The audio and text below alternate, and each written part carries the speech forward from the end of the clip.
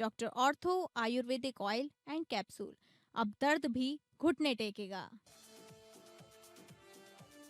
नववर्ष में झारखंड के सीएम सोरेन से कई वरीय पदाधिकारियों ने की औपचारिक मुलाकात। मुख्यमंत्री सोरेन ने अधिकारियों को दी नए साल की शुभकामनाएं। सीएम सोरेन ने कहा, झारखंड को बनाएंगे सशक्त राज्य।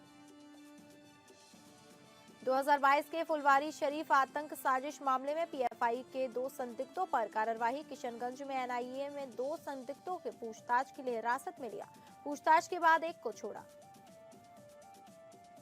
छत्तीसगढ़ में नक्सलियों से मुठभेड़। बीजापुर जिले से 2 और सुकमा जिले से 12 माओवादी समेत कुल 14 माओवादियों के शव बरामद किए गए। मुठभेड़ स्थल से भारी मात्रा में AK-47, इंसास, SLR राइफल जैसे हथियार भी बरामद। सदानंद दाते ने संभाला महाराष्ट्र के डीजीपी के कमान। सदानंद दाते ने पदभार ग्रहण करने से पहले सीएम फडणवीस से की मुलाकात। 26/11 मुंबई आतंकी हमले के नायक के तौर पर जाने जाते हैं वरिष्ठ आईपीएस अधिकारी सदानंद दाते।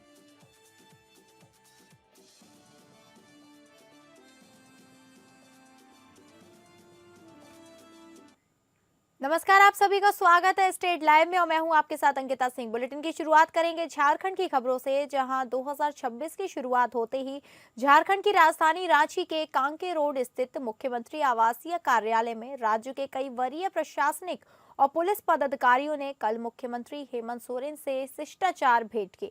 इस दौरान मुख्यमंत्री ने उन्हें नववर्ष की बधाई एवं शुभकामनाएं दी और विश्वास जताया कि सभी के सहयोग एवं प्रयासों से झारखंड को एक मजबूत राज्य बनाने की दिशा में कदम बढ़ाएंगे। उन्होंने ये भी कहा कि वर्ष 2026 सभी के जीवन में खुशियां तथा सुख समृद्धि लाए और राज्य में शांति सद्भाव का वातावरण बना रहे।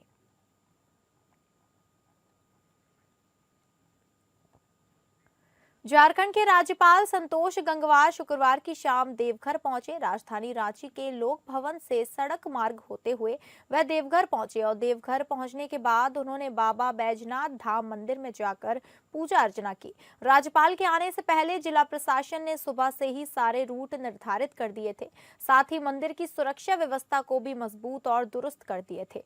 राज्यपाल के आने से पहले ही मंदिर के मुख्य प्रबंधक रमेश परिहस्त ने मंदिर के वीआईपी गेट पर ही राज्यपाल को सम्मानित किया और फिर उसके बाद तीर्थ पुरोहितों की टोली ने संकल्प कराकर उन्हें गर्भगृह में पूजा करवाया। राज्यपाल को पूजा करवाने के दौरान आम लोगों को थोड़ी देर के लिए रोक दिया गया। श्रद्धालुओं की भीड़ अनियंत्रित न हो, इसके लिए अतिरिक्त पुलिस बल की तैनाती भी की गई थी। गर्भगृह में भगवान भोलेनाथ के शिवलिंग का स्पर्श पूजा करने के बाद राज्यपाल संतोष गंगवार ने कहा कि नया साल पूरे भारत के लिए बहुत ही बढ़िया और उत्तम होगा। उन्होंने कहा कि वर्तमान में भारत अर्थव्यवस्था में चौथे नंबर पे है, लेकिन मोदी जी के कार्यकाल में भारत की अर्थव्यवस्था और भी आगे मजबूत होगी। देवघर के बाबा मंदिर में पूजा करने के बाद राज्यपाल कड़ी सुरक्षा के बीच दुमका के बासुकीनाथ मंदिर के लिए रवाना हो गए। देर शाम बासुकीनाथ मंदिर में पूजा करने के बाद राज्यपाल देवघर लौट आए।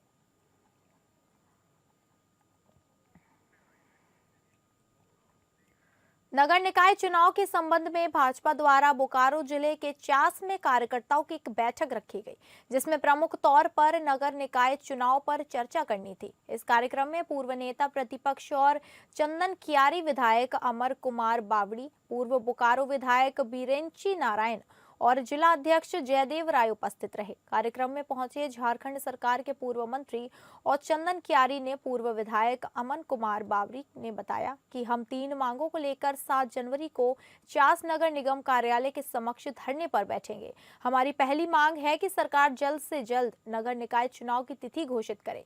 दूसरा, जो सूत्रों के हवाले से खबर आ रही है, सरकार दलीय आधार पर चुनाव नहीं करना चाहती है, उसे दलीय आधार पर कराया जाए। तीसरा, ईवीएम से चुनाव कराया जाए, जिससे कि चुनाव फ्री एंड फेयर हो, ना कि बैलेट पेपर से।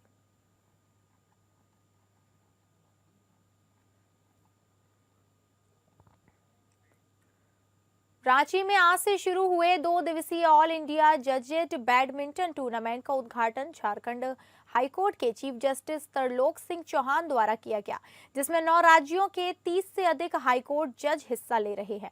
इस कड़ी में रांची से हमारी संवाददाता तृप्ति सिंह ने खेलगांव स्थित ठाकुर विश्वनाथ शाहदेव इंडोर स्टेडियम पहुंचकर प्रतियोगिता में बतौर खिलाड़ी हिस्सा ले रहे ओडिशा, तेलंगाना और मुंबई हाईकोर्ट के न्यायाधीशों से बातचीत की।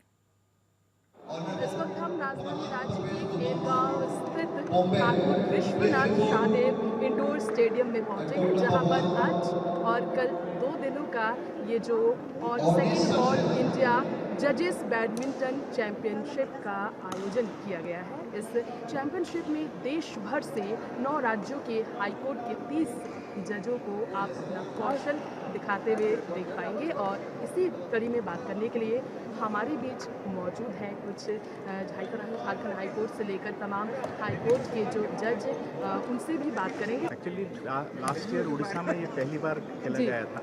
उसके बाद बीच में दिल्ली में सुप्रीम कोर्ट के हवाले से सुप्रीम कोर्ट में भी हुआ। उसके बाद सेकंड टाइम ये झारखंड में हुआ और झारखंड की हाईकोर्ट की 25 साल की जो जर्नी है उसकी बदौलत ये मैच हो रहा है। और जैसे आप जानते हैं, हम लोग कोर्ट में रोज केस सुनते हैं, डिसाइड करते हैं। वो कोर्ट से ये कोर्ट का जर्नी बहुत ही अच्छा है। यहाँ क्वालिटी ऑफ गेम भी बहुत ही अच्छा है। तो आपने सुना कि खेल की भावना का यहाँ पर प्रचार किया जा रहा है इस आयोजन के माध्यम से। ये बताना चाहेंगे आपको 4 श्रेणियों में इस आयोजन को डिवाइड किया गया है। Male single, male double, women single और डबल मिक्स्ड। जो 4 श्रेणियों में जो ये खेल हो रहा है, आप यहाँ प्रदर्शन भी देख पा रहे होंगे खेल का, किस तरीके से लगातार जो है हाईकोर्ट के जो जज हैं तमाम अपना कौशल दिखा रहे हैं, अपना प्रदर्शन दिखा रहे हैं। इस बार ये रांची के लिए बेहद खास है। मैच पहली बार ये ओडिशा में और दूसरी बार यहाँ झारखंड में इस आयोजन को जो है सो बेहतर तरीके से संपन्न कराने की जो तैयारी है, इसे लेकर काफ़ी जो यहाँ पहुँचे प्रतियोगिता है वो काफ़ी खुश नज़र आ रहे हैं। हमें एक तो बेहद खुशी है कि ये जो दूसरा ऑल इंडिया जजेस बैडमिंटन का जो टूर्नामेंट चल रहा है वो इतनी बेहतरीन तरीके से आयोजित किया गया है। यहाँ के सारे सहूलतें इतनी बढ़िया है और आपका जो डिस्ट्रिक्ट एडमिनिस्ट्रेशन ने जो इस खेल के संपन्न करने के लिए या खेल को कंडक्ट करने के लिए जो भी इंतज़ाम किए हैं इतने बढ़िया से है कि झारखंड को ये खेल का जो इवेंट जो चल रहा है उसके चलते एक तो जजेस की जो कॉमरेडरी है वो बढ़ेगी और दूसरा जो हम कोर्ट में सुबह से शाम तक जो केस का भार लेके घूमते हैं उससे 1-2 दिन का जो है पूरे तरह से हमें तमाम और भी जानकारी देते रहे। APN न्यूज़ रांची से नमस्कार। राजधानी रांची में नागरिक निबंधन प्रक्रिया को और अधिक सुदृढ़, पारदर्शी और समयबद्ध बनाने की दिशा में एक महत्वपूर्ण कदम उठाते हुए शुक्रवार को नागरिक निबंधन कार्य, जन्म मृत्यु से जुड़े पदाधिकारियों का जिला स्तरीय प्रशिक्षण कार्यक्रम का आयोजन किया गया। रांची के समाहरणालय में उपायुक्त मंजुनाथ भजंत्री ने इस कार्यक्रम का शुभारंभ दीप प्रज्वलित कर किया। वहीं इस अवसर पर उन्होंने अपने संबोधन में कहा कि जन्म एवं मृत्यु का समय पर सटीक निबंधन अत्यंत महत्वपूर्ण है। ये न केवल व्यक्ति के मूलभूत अधिकारों की रक्षा करता है, बल्कि आधार कार्ड निर्माण, शैक्षणिक प्रमाण पत्र, मतदाता सूची में नामांकन, संपत्ति हस्तांतरण तथा विभिन्न सरकारी योजनाओं का लाभ प्राप्त करने में सहायक होता है। उन्होंने ये भी कहा कि निबंधन प्रक्रिया में किसी भी प्रकार की लापरवाही या देरी बर्दाश्त नहीं की जाएगी। इसके साथ ही मंजुनाथ भजंत्री ने सभी संबंधित पदाधिकारी एवं कर्मी को ये सुनिश्चित करने का निर्देश दिया कि निर्धारित समय सीमा जन्म के 21 दिनों एवं मृत्यु के 21 दिनों के अंदर निबंधन पूर्ण हो। बता दें कि प्रशिक्षण सत्र का संचालन जिला स्तर के प्रशिक्षक मास्टर ट्रेनर्स द्वारा किया गया, जिसमें व्यवहारिक प्रदर्शन एवं संदेह समाधान पर विशेष बल दिया गया।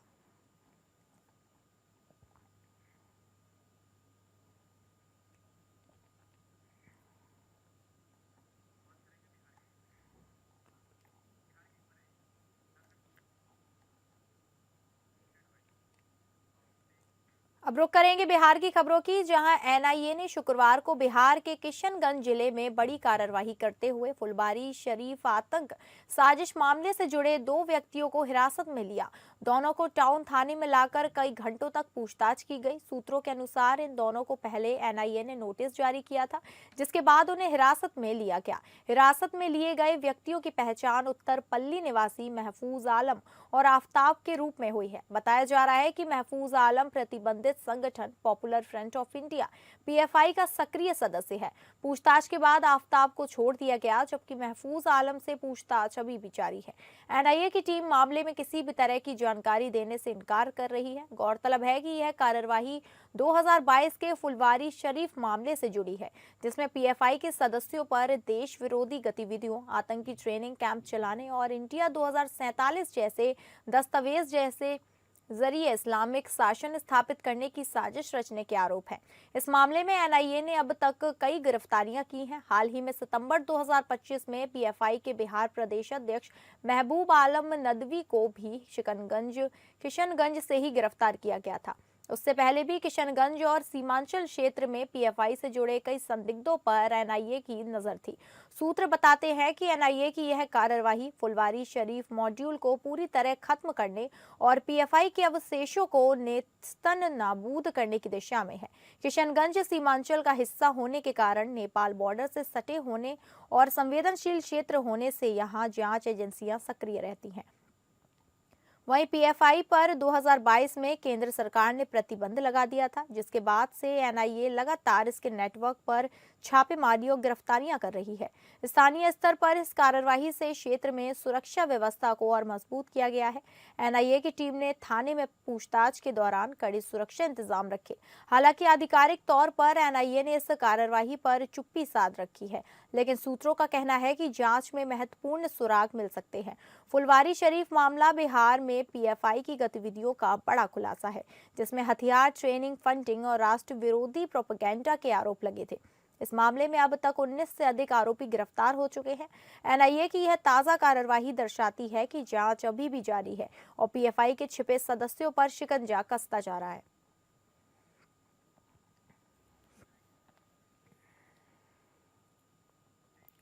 अब बात करेंगे छत्तीसगढ़ की खबरों की, जहां सीएएफ अभ्यर्थियों ने उप मुख्यमंत्री विजय शर्मा से मुलाकात की। मुलाकात को लेकर विजय शर्मा ने बताया कि ये 2018 की भर्ती प्रक्रिया से जुड़ा मामला है। उस समय वेटिंग लिस्ट जारी हुई थी, जिसका चयन कांग्रेस सरकार के कार्यकाल में होना था, लेकिन चयन नहीं हुआ। अभ्यर्थियों की मांग है कि वर्तमान सरकार चयन सूची से नियुक्ति दे। इस मामले में 2 बार कोर्ट का दरवाजा खटखटाया गया। कोर्ट ने स्पष्ट किया कि चयन सूची की वैधता 1 वर्ष या नई भर्ती प्रक्रिया तक ही होती है, इसलिए चयन सूची आवश्यक नहीं है, लेकिन कार्यवाही की जा सकती है। आज फिर सभी अभ्यर्थी आए, उनसे बातचीत हुई, इस पर पुनः चर्चा की जाएगी। वहीं नक्सली बारसे देवा के सरेंडर पर कहा कि नक्सली बारसे देवा छत्तीसगढ़ से बाहर जाकर तेलंगाना में लंबे समय से रह रहा था। छत्तीसगढ़ सरकार की ओर से लगातार दबाव बनाया जा रहा था। अब मन परिवर्तन के बाद आज वह औपचारिक रूप से सरेंडर करेगा। यह अच्छा संकेत है। देश से नक्सलवाद रूपी नासूर समाप्त हो रहा है। चैतन्य बघेल की जमानत पर उप मुख्यमंत्री विजय शर्मा ने कहा कि देश की संवैधानिक संस्थाओं पर भरोसा रखना चाहिए। चाहे न्यायालय हो या चुनाव आयोग हो, सभी पर विश्वास जरूरी है।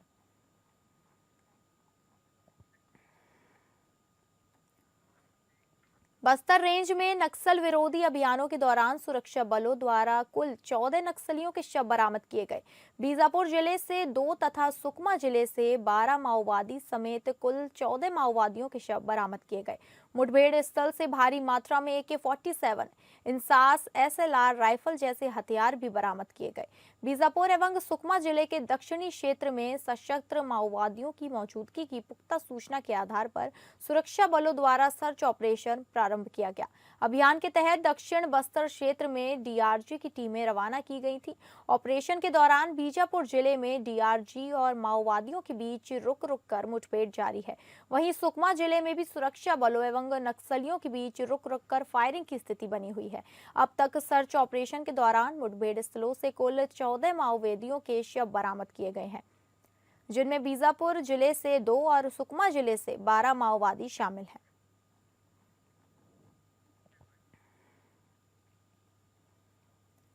छत्तीसगढ़ के रायगढ़ के तमनार तहसील के गारे पेलमा एक कोयला खदान के लिए आयोजित जन सुनवाई में प्रदर्शनकारी एक महिला आरक्षक के साथ अमानवीय व्यवहार करते आए। इस मामले में अब 2 आरोपियों को गिरफ्तार किया गया है। दरअसल 27 दिसंबर को हुए धरना प्रदर्शन के दौरान पुलिस और प्रदर्शनकारियों के बीच हिंसक झड़प हो गई। बाद में वीडियो वायरल होने से मामला और गंभीर हो गया। वीडियो में कुछ प्रदर्शनकारी एक महिला आरक्षक के साथ अमानवीय व्यवहार करते नजर आ रहे थे।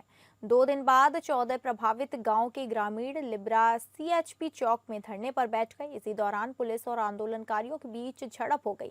मारपीट और आगजनी की घटनाएं भी हुई। वहीं कानून व्यवस्था संभालने पहुंची एक महिला आरक्षक को कुछ लोगों ने दौड़ाकर पीटा और उनकी वर्दी को फाड़ दिया। वहीं पुलिस ने वायरल वीडियो के आधार पर कार्रवाई करते हुए कानून व्यवस्था भंग करने, हत्या के प्रयास और लूट जैसी गंभीर धाराओं में 2 आरोपियों को गिरफ्तार किया। वहीं इस घटना में शामिल अन्य फरार आरोपी की तलाश जारी है।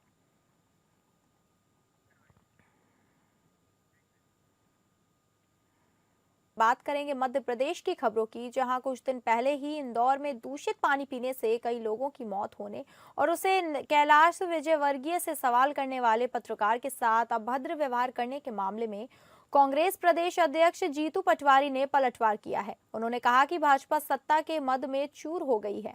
वह लगातार आम लोगों की भावनाओं से खेलने के साथ साथ पत्रकारों का भी अपमान कर रही है। यह पहला मामला नहीं। उन्होंने कहा कि भारत के प्रधानमंत्री नरेंद्र मोदी से लेकर उनके मंत्री और अन्य लोग इसी प्रकार से पत्रकारों का अपमान करते आ रहे हैं।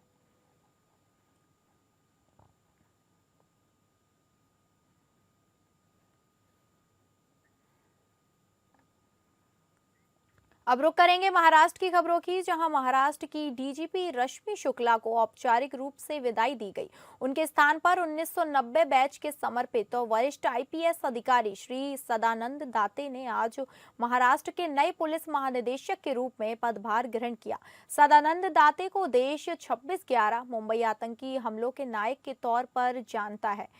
सदानंद दाते 26/11 मुंबई आतंकी हमले के दौरान वर्ष 2008 में मुंबई पुलिस में अतिरिक्त पुलिस आयुक्त सेंट्रल रीजन के पद पर तैनात थे। कामा अस्पताल के पास आतंकियों के साथ मुठभेड़ में वे गंभीर रूप से घायल हुए थे।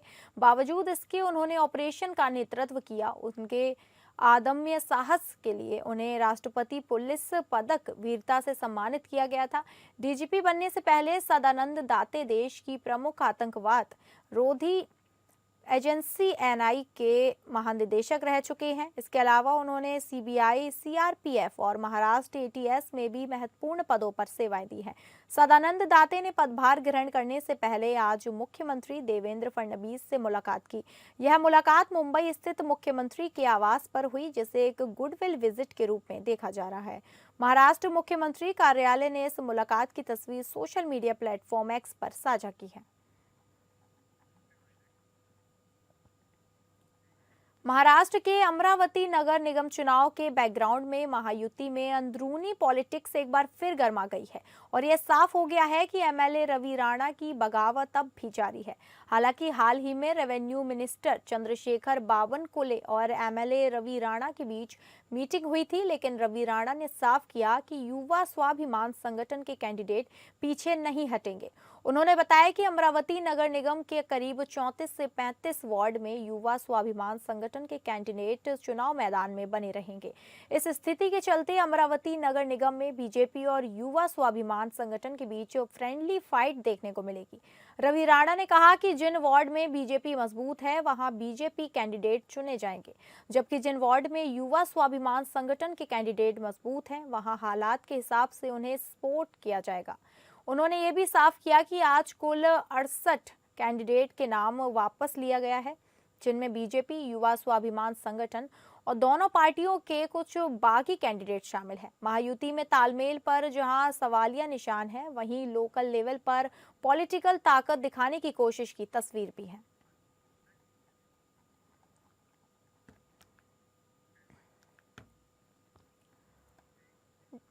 डोंबिवली पूर्व क्षेत्र में भारतीय जनता पार्टी के 3 उम्मीदवार निर्विरोध विजय घोषित किए गए हैं।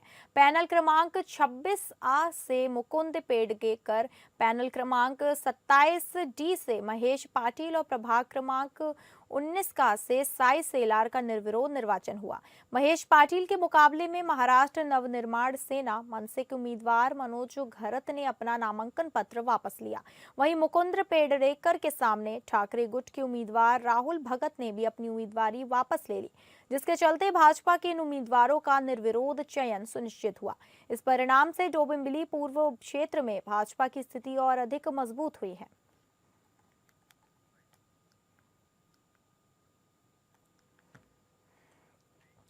अब रुख करेंगे पंजाब की खबरों की, जहां भारतीय जनता पार्टी के पंजाब जनरल सेक्रेटरी जगमोहन राजू ने अमृतसर में बीजेपी ऑफिस में प्रेस कॉन्फ्रेंस करते हुए पंजाब की मौजूदा आम आदमी पार्टी सरकार पर तीखे आरोप लगाए।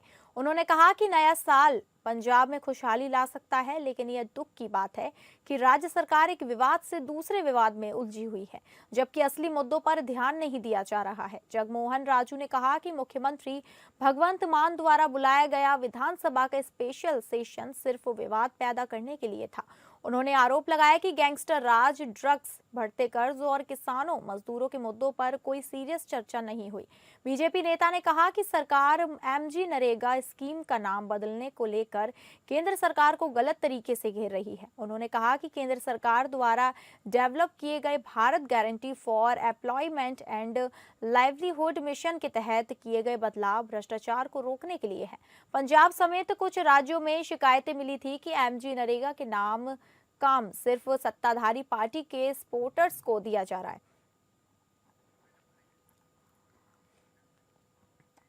तो फिलहाल स्टेट लैब में बस इतना ही। नमस्कार।